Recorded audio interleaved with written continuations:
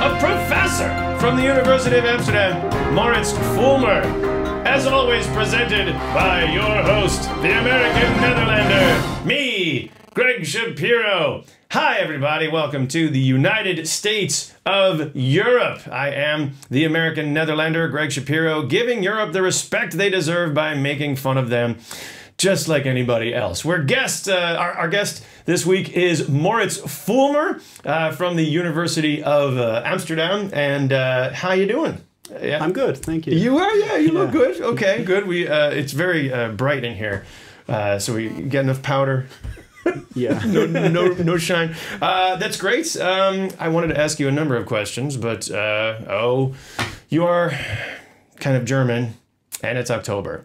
So I have to ask, do you feel any compulsion to take part in the Oktoberfest experience? I've never lived in Bavaria, so No. the Oktoberfest... I've been to the Oktoberfest, but it's never really meant that much to me. Right. If I was from Bavaria, I Yeah. would feel differently about it. It's sort of like, people ask me, oh, you're from America. There's a NASCAR monster truck rally this weekend. Yeah. Isn't that like your thing? Yeah. And I'm like, no, not really. Okay. Yep, just had to ask, but, well, good. We'll talk more with Moritz in just a moment. Let's check in now with the headlines. And, of course, our top headline, Germany.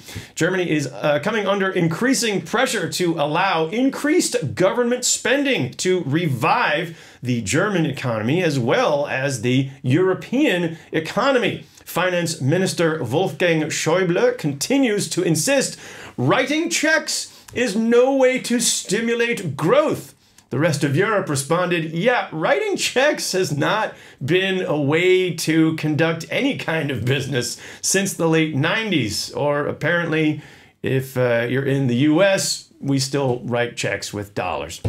Yet another warning on the European economy came from the International Monetary Fund, insisting with the firmest language yet that government spending is urgently needed in Europe. For example, in Germany, on the crumbling roads and bridges, which are more and more known for disrepair. Angela Merkel responded by cutting more budget and announcing plans to cut off her nose to spite her face. In Greece, after years of austerity measures, Greece is now openly considering cutting taxes to relieve their economic pain. The hope is that if they cut taxes low enough, then maybe Greeks might actually consider paying their taxes. TV ratings for news programs have increased in the wake of the twin threats from IS terrorists and the Ebola virus. President Roosevelt once coined the phrase, "We have nothing to fear but fear itself." CNN has coined the phrase, "We have nothing to show but fear itself." In the Nobel Peace Prize news, the Peace Prize was awarded to two recipients this year, Malala Yousafzai and Kailash Satyarthi. Forgive me if I'm not pronouncing those correctly, but they are both winners for protecting and educating young girls. Meanwhile, Nigeria also got a special prize for the most effective government repression of protesters, saying, "Bring back our girls to protect and educate them." The first guilty plea was reached in the LIBOR scandal, in which British bankers illegally manipulated the LIBOR, London Interbank Offered Rate, on a large scale with apparent ease. Prosecutors demanded cash fines as well as jail time for the guilty bankers, but after the bankers hacked the system, the sentence was somehow reduced to not jail time, but just 6 months on probation. Now, this week, we wanted to check in with our good news, bad news segment. This week, the new European Commission. The new EU Commission is due to take office on November 1st, so that's the good news. Since new EU rules kicked in with the EU elections in May, the new EU Parliament is eager to show off its new powers. For example, by holding hearings for the 28 EU Commission candidates. Bad news. It's not that much power. They can't vote out any single candidate. They only have like a one-time up or down vote for the entire slate of 28 candidates. sort of like the US elections, where you have an option to tick a box for Republican slate, as in, I'll just vote for every Republican candidate regardless of their individual merit. For example, I'll vote for the pro-business guy who wants to cut red tape for small business, and the Jesus freak who thinks that every fetus should have a gun. Not the best way to vote, unless you're stuck in the European Parliament. Good news, MEPs, members of European Parliament, are still flexing their muscles. They're asking some difficult questions more than ever before, and they're showing that they're not just a rubber stamp committee. Bad news, bias. Accusations of bias. There are 28 commissioners divided up over 28 countries, so as soon as Parliament starts using terms like underqualified, the candidates start using terms like unfair, bias.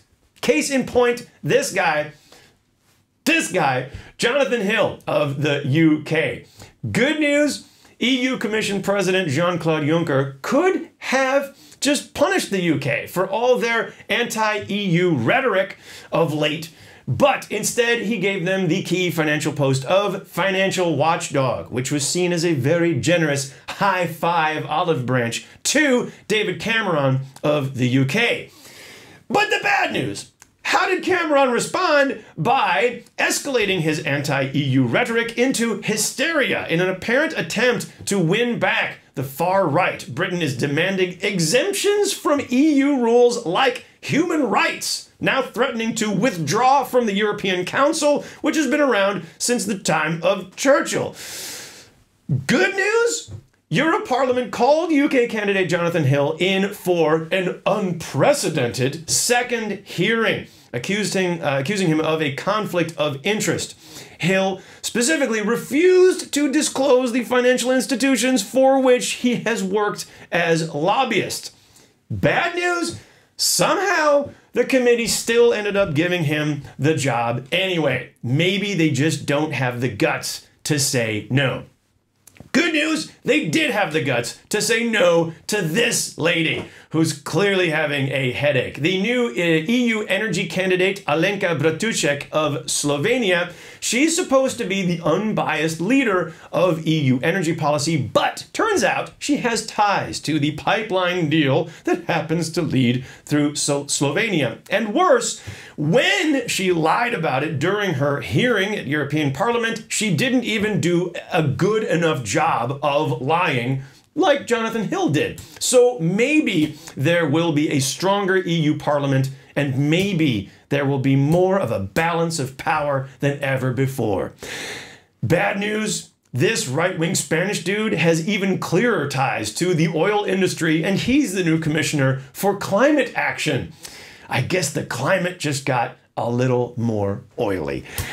Right. That's the news roundup for this week, and let's check in now with our guest, Moritz Foellmer, a professor of history from the University of Amsterdam. Moritz, you're looking very serious there. Hi. But good. All right. I thought we'll get things loosened up here, and I'm going to start off by asking you our 6 in 60, 6 questions in 60 seconds, and the first thing you think of is the right answer. There's no right or wrong answer. Okay, it's just speed round. All right. 60 seconds on the clock. Here we go. Moritz, do you have any brothers and sisters? I have a sister. You have a sister? Okay, older or younger? Younger, by 2.5 years. Oh, cute, a younger sister. Okay. What was on your poster? What poster was on your bedroom wall when you were a kid? I'm afraid the only thing I can remember was a reddish lady by Picasso. So art? No 1980s pop bands. Really? No okay. U2, no Mark Knopfler. Okay, good. No, a red lady by Picasso. That's great. Do you follow any sports teams? I have a soft spot for Cologne in football. Oh, really? Okay. Okay, that's not a very successful very team. Soft spot. Yeah, very soft spot. What book are you reading right now? The Plot Against America by Philip Roth. By Philip Roth, okay, great. And interesting, because I read that as well. We're going to talk about that same period in history from a different perspective coming up. Next, German food. Is there any German food that you love? I kind of A good sausage. Yeah, exactly. Okay. And you were living in Chicago for 1 year. Yes, that's true. At the University of Chicago. What did you do for fun when you were in Chicago? I think running by the lake. I enjoyed exploring clubs in downtown and slightly north to downtown Chicago. Yeah. Oh, okay. That was a great part of being there. Yeah, yeah. Oh, that's great. Yeah, jogging along the South Shore. And, oh, nice. You were there for like... was that horrible winter in Chicago, or no? It wasn't a particularly horrible winter. Okay, pretty warm by Chicago standards. By Chicago standards, indeed. A friend of mine moved to Chicago, and he said, "Boy, I don't feel comfortable in a climate where if you would go outside without protective gear, you'd die." That's been a lot of Chicago. Yeah. Well, let's get into it. Moritz Foellmer is a professor of history. You've studied philosophy as well, but you're now at the University of Amsterdam, and your book, your second book, is entitled Individuality and Modernity in Berlin, Self and Society from Weimar to the Wall. Am I saying that right? Yes, you are. Yeah. Well, that's great. Self and society. So, I guess my first question was going to follow up on your second book here, but also just the fact that you've lived in so many different different countries. I mean, did you say you lived in Switzerland? Or I grew up in Germany and Switzerland. Okay. I studied in France for a year roughly, and then taught in the UK, and now in University of Leeds. University of Leeds, and now in the Netherlands. And so that's like a bunch of different European countries.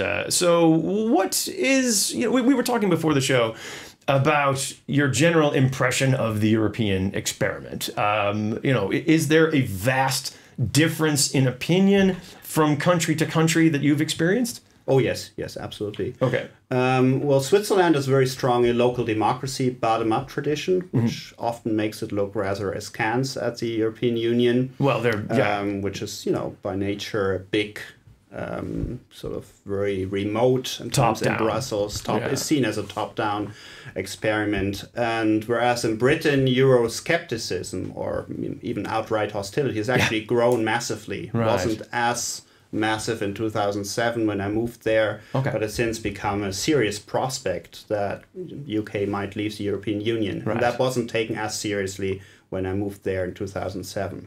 Blair was still Prime Minister. Yeah, I mean, are there people in England who are looking at someone like Switzerland and they're saying, they're not part of the European Union, they're doing fine? I don't know. Financial services and all that is. Absolutely. It's a key argument by the EU skeptics. Really, I'm just pulling that out of my. Switzerland and Norway are not that badly off, clearly, and they're not members of the European Union. Why can't we be like them? And well, we're also talking about France, Germany. There are very different views right now with the economy specifically, and in fact.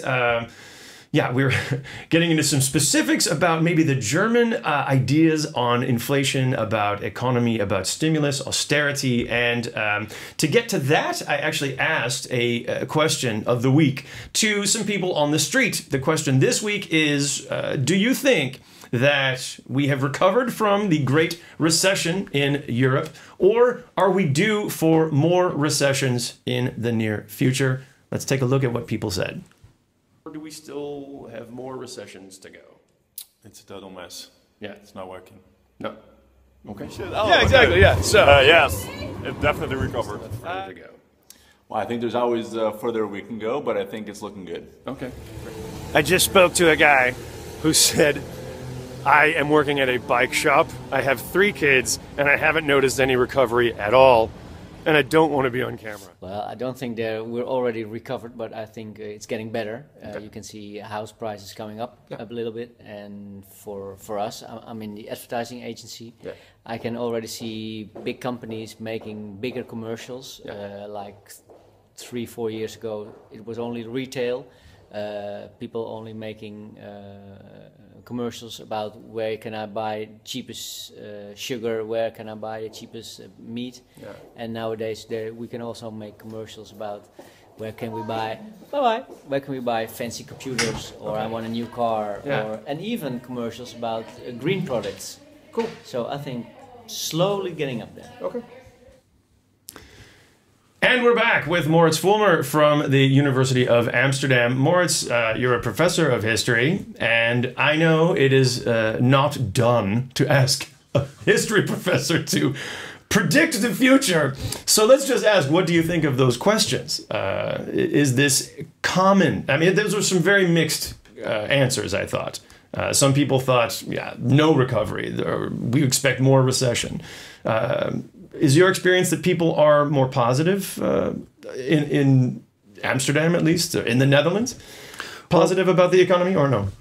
They're possibly getting a little more positive. I found maybe over the last years that sometimes there was a bit too much doom and gloom, given that it's still a very affluent country in many respects. Right. And that's my worry was that doom and gloom might turn into a self-fulfilling prophecy. That because expectations are gloomy, then actual economic behavior might be influenced. That people might hold back on consumption. Yeah. So that was my worry, but maybe there's now also signs of greater optimism, at least among some of the Dutch. In some regions, yeah, I know. Well, let's talk about this big divide between like France and Germany. You've lived in France, I know, not for very long, but that is a country that is currently experiencing some. Is ennui the right word? I mean, some doom and gloom, basically. Is that your experience as well, or was that your experience then? Yeah, well, it's certainly there's a certain propensity to kind of revel in doom and gloom also.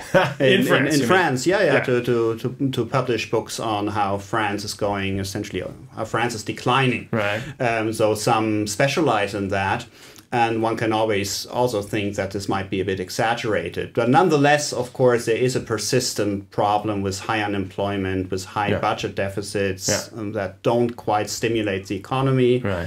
Either, which could be the good side of budget deficits, that government spending stimulates the economy. That doesn't quite seem to be the case. Yeah. So in that sense, there are serious voices suggesting that France needs to rethink its economic model. And that's what we're seeing this week, indeed. Just yesterday at this point, we had the meeting of European finance ministers and the France budget. Will they adhere to this 3% deficit limit, or will they be granted some leeway to ease back from the austerity? Now, when we say austerity, we're talking about budget cuts. We're talking about not too much government spending. This is very much a sore subject, I think, a touchy subject in Europe right now between Germany, which seems to be the sticklers for the rules about, inflation and well, your book, I believe if we translate your first book into English, the title would be The Downfall of Money, Germany's Hyperinflation and the Destruction of the Middle Class. Does that sound accurate? Well, more or less, yeah. But can you explain what is there a German fixation on inflation? Well, there certainly is. And part of the reason is the hyperinflation in 1923, which wiped out a lot of middle-class savings. Yeah. Which was the currency was subsequently stabilized, but the savings never came back. There was no compensation. And then 1948 is often remembered as the shift towards stability with the currency reform, which reintroduced the Deutschmark. Oh, yeah. Or introduced the Deutschmark, was called Mark before, but sort of labeled Deutschmark for the first time. Yeah. And many sort of contemporaries remembered that later as he finally, after the war and post-war years, a turn towards stability. Right. Yeah. And subsequently, it became a sort of surrogate nationalism, the pride in the stability of one's currency. Right. At a time when the nation as such was divided between West and East Germany. Yeah. Yeah. There was no independent military power. Right. And the Deutschmark also became very important as the symbol and the reality of what East Germans wanted to join after 1989. There's the irony we were talking about frequent slogan was, kommt die Deutschmark, bleiben wir, kommt sie nicht, gehen wir zu ihr, which translates as, if the Deutschmark comes to us, we are staying, if not, we are migrating to where the Deutschmark is. So namely to West Germany. Invade. Well, yeah, in so many words. Yeah. And so they were very keen on joining the Deutschmark. They were granted a one-to-one exchange rate, which of course greatly increased their spending power, their disposable income, only to subsequently find, after a couple of years, that they were now expected to give up the Deutschmark in favor of the euro.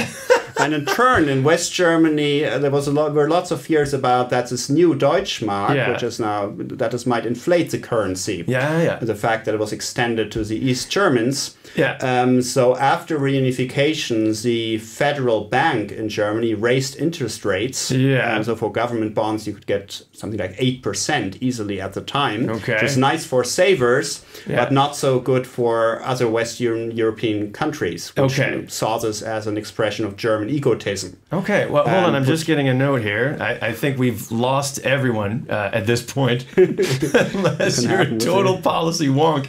By the way, I have to give full credit to my guest here, a professor of history, who you've gone into a huge economics lesson as well.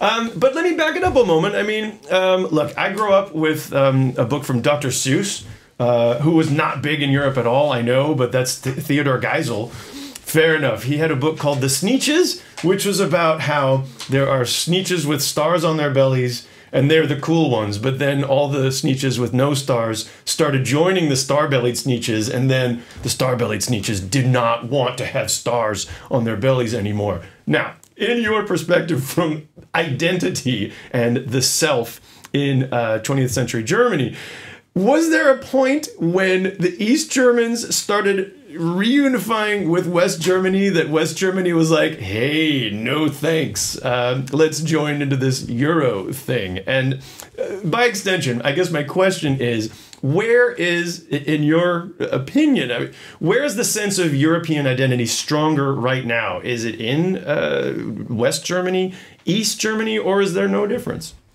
It's probably a little stronger in West Germany, just because West Germans have had exposure to the European Union, traveled into these countries for a far longer period of time, beginning in the 1950s, really, whereas East Germans were essentially saddled with the Eastern Bloc countries. And I think it's still a bit stronger in West Germany. Nonetheless, there's also skepticism towards the European Union in West Germany, not just in East Germany. Well, also, you know, we mentioned the inflation question, and I know it goes back to Weimar, you know, Republic in 1920s and everything. Does that still really resonate with people, do you think, like with Germany right now? Well, in family memory, it's not, it's, you know, there's obviously no living memory of it, but if grandparents, great-grandparents still have stories of having saved money and then suddenly worthless, not even worth the paper it's printed on, that does leave a sort of deep influence. Well, that's one of the things that's being discussed,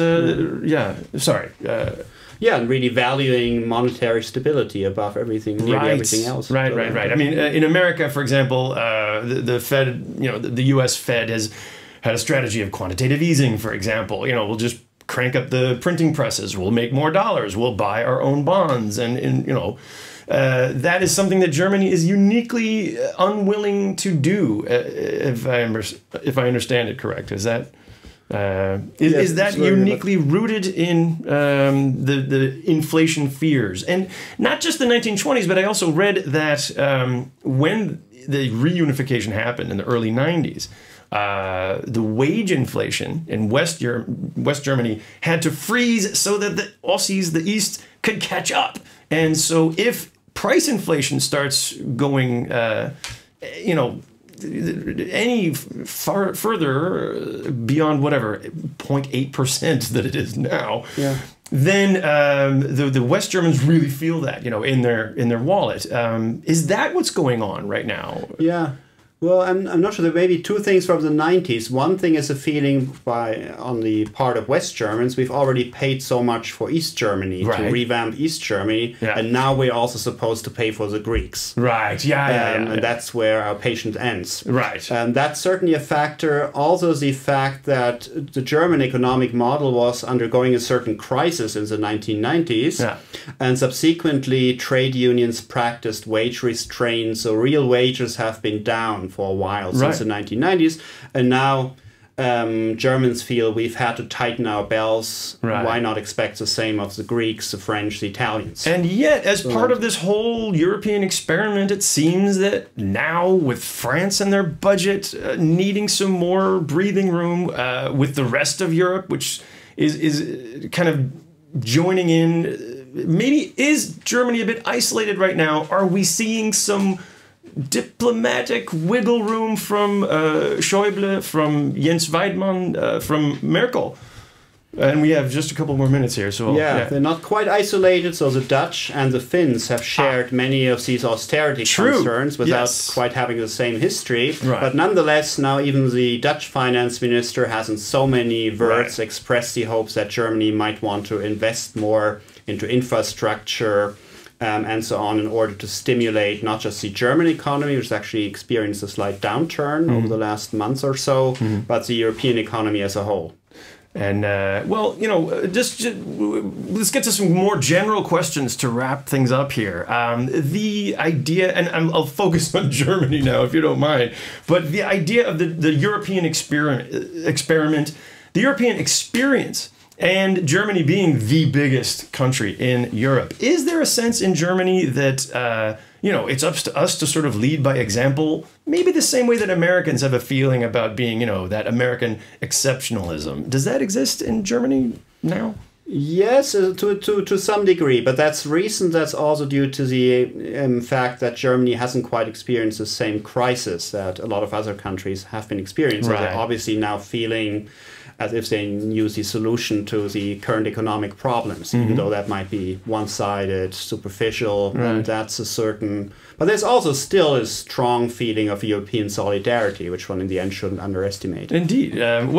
So I'm going to put words in your mouth here and not asking you to predict anything, but it seems like you're rather optimistic. So correct me if I'm wrong. Yes, the European Union has weathered crisis before. It's not all been great and without any conflict. We shouldn't romanticize the past. It's always been haggling about money, but I don't see any reason why this current crisis can't be resolved. Last moments here. I have to wrap things up. If you want to know more about Moritz Foellmer, where can we find out more? Well, if you're really that interested in what I'm up to, you can Google my name and find a website with, That's what I did. With sort of some basic information. Okay. Thanks for joining us. Thanks for having me. We'll talk to you next week.